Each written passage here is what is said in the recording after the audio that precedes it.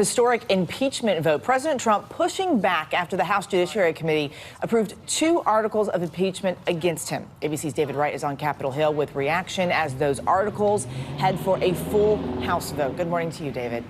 Good morning, Eva. President Trump is now all but certain to join a very exclusive club. Barring something extraordinary, he'll become the 3rd president in U.S. history to be impeached. But like Andrew Johnson and Bill Clinton before him, it's also likely he will not be removed from office.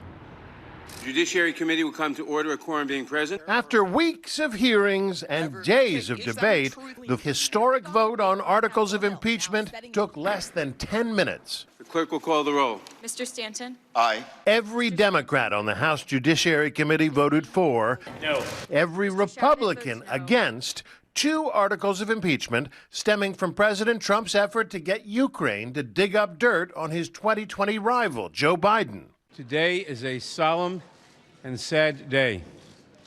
For the 3rd time in a little over a century and a half, the House Judiciary Committee has voted articles of impeachment against the president for abuse of power and obstruction of Congress.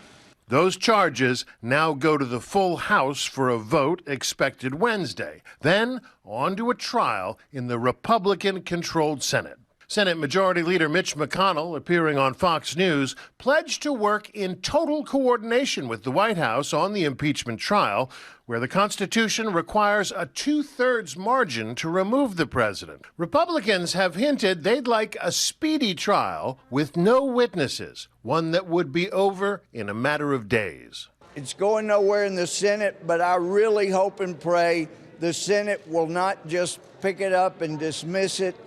America needs to hear from the witnesses, and we didn't get to hear from them here. This was a kangaroo court. This has been a wild week. The president says he'd like to hear witnesses too, but said Friday he'll defer to the Senate. I'll do whatever I want.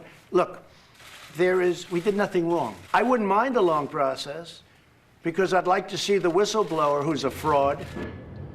Impeachment aside, the president actually said this was a pretty good week for him. He had the re-election of his friend and ally Boris Johnson in Great Britain, a breakthrough in the trade war with China, and the Supreme Court agreed to hear the cases about whether the courts should shield the president's finances from scrutiny.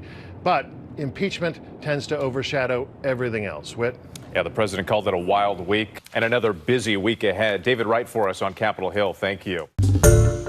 Hi, everyone. George Stephanopoulos here. Thanks for checking out the ABC News YouTube channel. If you'd like to get more videos, show highlights, and watch live event coverage, click on the right over here to subscribe to our channel. And don't forget to download the ABC News app for breaking news alerts. Thanks for watching.